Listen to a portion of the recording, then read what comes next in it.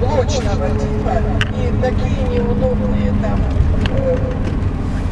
квартиры, они даже не квартиры, они были рассчитаны на молодежь, которая не будет размножаться.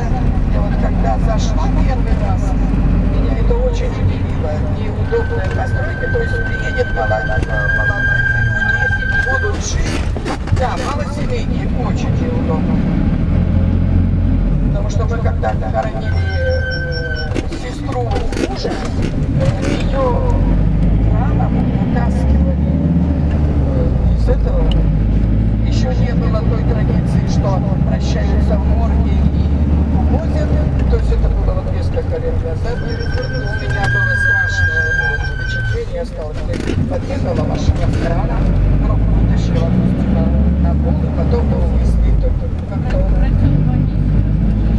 Тетка Анисия, ничего не знаю. А то, что тетка Екатерина Сорокина после того, как мама умерла, когда ему было 5 лет, здесь проживала его тетя, да, воспитывала. Да? И когда он оказался в Америке, Екатерина Александрович, благодарность отправился. И во время учебы. Ага, то есть Екатерина Сорокин бывал в Жешеве.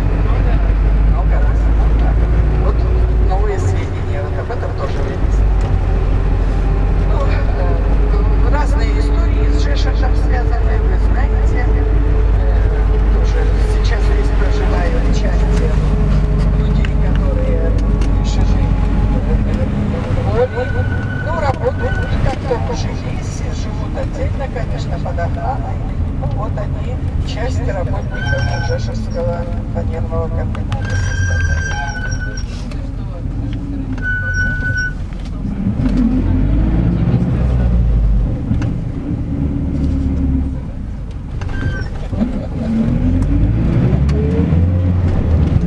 Ну, еще хотелось бы сказать, для чего сюда теперь народ ездит.